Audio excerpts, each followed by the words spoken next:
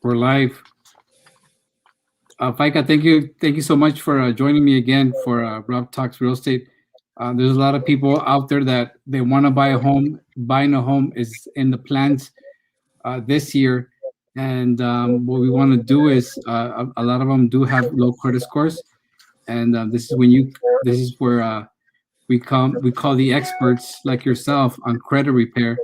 And how long have you been doing this? Almost 20 years. Wow. I just need to ask, what's a good credit score?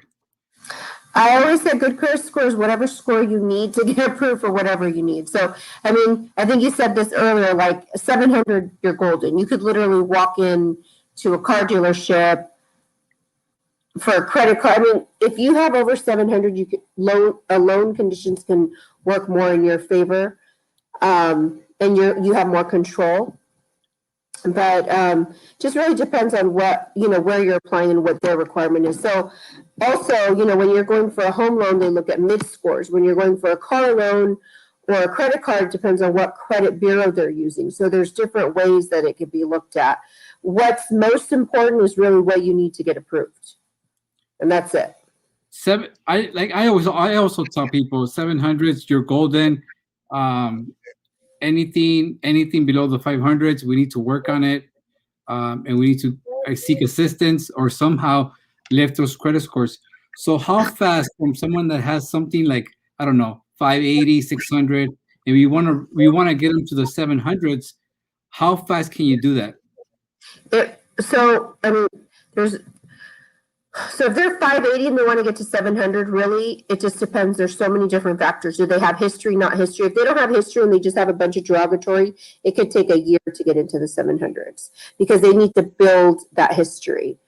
They can get into the 640 credit score sooner than later, maybe 4 to 6 months. That's what they need to get qualified.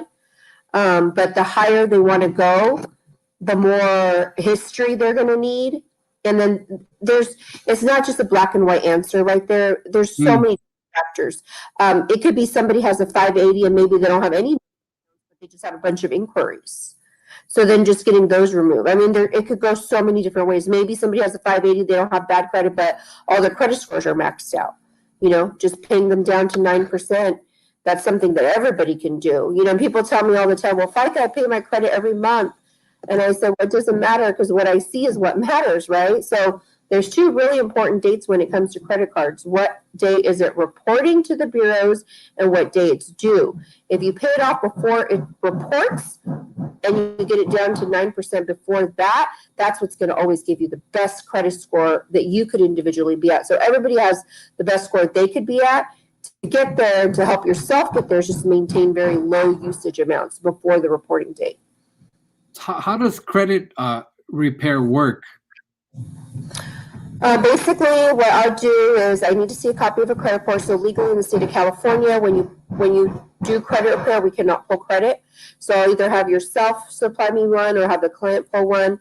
But once I look at the credit report, then I'm able to identify what they need. Then I work with the credit bureaus and I teach clients what their legal rights are with the accounts that they have on their credit report. So whether they're charge-off, collections, lates, we go through it line by line, and I identify any laws that were broken. Based on those laws, I work with the bureaus to work on deleting as much as we can. Realistically, Robert, not everything comes off. The goal is to clean up as much as we can to move the scores as high as we can. But along with that, the client has responsibilities. They can't have new negative accounts showing up while I'm working on it, which unfortunately ends up to be a classic case in most of my clients. It is a lifestyle change. If you're going to go through credit repair, and I teach people how to never get back into that situation with bad credit, but unfortunately, life sometimes just gets in the way. But it is a lifestyle change. You can't max out your credit cards. You can't go apply happy is what I call it when you're just applying everywhere.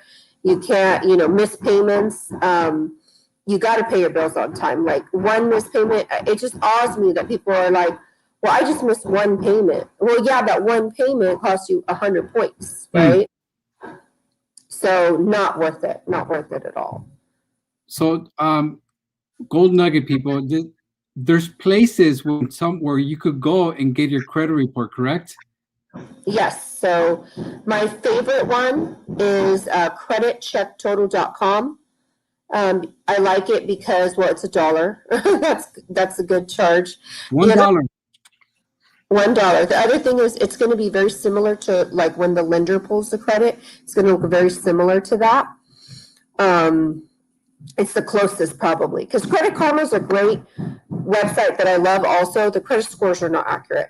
The thing I like about Credit Karma though is updated on a regular basis, and the account information is correct, but the credit scores are way off in 99% of the cases. Where Credit Check Total is going to look.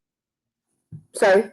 No, go ahead. I was going to say Credit Check Total is more of a real snapshot of when the lender pulls it. And usually they're way higher than your actual credit. About 30 points in some cases more. Yeah, way higher. Okay. And it doesn't have all three, so you need to have all three for me to give you the right advice on what needs to be done, because every bureau reports differently. Like we'll see one bureau might have 2 or 3 collections and the other one might have 5 or 6. Oh, very nice. So I'm adding the credit to the website to the banner of this video so people can scroll. What's something that hinders credit scores? So again, just your balances, you guys. Applying for credit. I mean, just don't apply for things if you don't need to, right? So don't run your credit if you don't have to. You don't need a credit.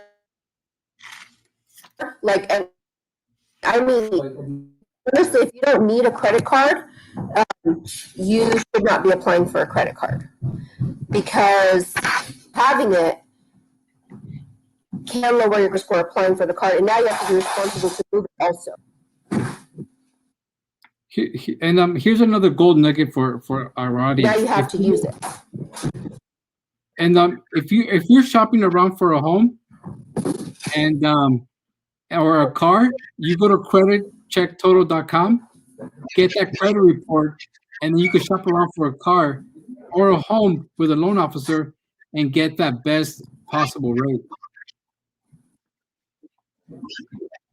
That's right. So that's great that you said that, Robert, because before I let anybody run my credit, I know where I am first. And I find out, I do my homework. I ask, like, let's say I go for purchase a vehicle. I'm going to ask that lender, okay, well, what bureau are you using? And that's the one that I'm going to look at, and that's the one that I'm going to focus on for when I allow him to run my credit. And even for a home, when you know where you stand, like lenders, you might not like this, what I'm about to say, but every time a credit, you guys, is ran, there's an inquiry, right? So if there's an inquiry, potentially lower your credit score, right? So why people go around letting every lender run their credit like every 2 days?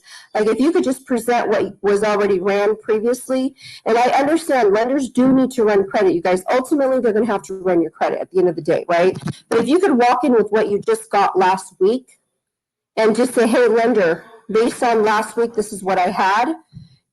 What can you do to help me? And if the rate or the product is already not better than what you already got, why would you allow? Why do you need to run your credit again? Right. That's right. Don't tell them that what rate they gave you. Yeah. Just tell them, what can you do for me? Right. Based on what you see, this is what I would say. So, Robert, let's say you're a new lender that I come to you. I say, Robert, based on the credit report that you see, what can you do for me? I understand, Robert, you have to run my credit again, and I'm going to let you, but based on my income right now that I've given you all the paperwork with, here's the documents. Based on this, what can you do? If you already told me that my income doesn't qualify, or you already told me, no, my credit scores are too low, by going to another lender, it's not going to make another difference unless they offer a product that your previous lender didn't, which in most cases, I think across the board, they're pretty much all the same. So if he couldn't approve you at 400, this lender's not going to approve you at 400 either, right? Yeah. I hope people are listening because this information is gold. Do you have anything else for me, for the audience? I'm just going to say, you guys pay your bills on time. I mean, it's so easy, but it's such a, Yeah, it happens. Things you happen. know, it happened. I mean, auto pay, it should be your best friend, I Yeah. mean, because we get busy, we have things, we have families, we have 20 different hats we're wearing, you guys. Auto pay should be your best friend. If if you're busy like the rest of us, just set up auto pay your bills on time. If there's a collection, you guys don't always necessarily pay it unless you're going to delete it, because paying a collection can lower your credit score also. So just knowing these things, and you can always reach out to Robert or myself. I don't charge to review credit reports. It's absolutely free. I do a free consultation. I'll even, tell you what you can do to help yourself. You don't necessarily have to hire me. If I could even, educate you on some things to help you, I'll do it, And if you do need credit repair, I'll be honest and I'll tell you, hey, I think you need credit repair. So I hope the audience is listening. If you want a free consultation, Faiqa will help you out. Faiqa, okay, one more thing before we go. Car payment. A lot of people think, oh, let me pay off my car right before I get into the process of purchasing a home. What do you say about paying down or paying off your car? I'm going to say don't do it, and I'll tell you why. Because I've had lenders that have told our clients to pay off their car loans, and when they pay them off, it actually lowers their credit score. So when their credit score gets lowered, then now they're not able to get qualified for that home loan. Okay, so it is very important that they do whatever the lender is requiring, or they run it by me. So if they really want to pay off their car, I always say you could pay it through escrow, but don't pay it before you get properly advised. Very nice. Thank you so much for your time.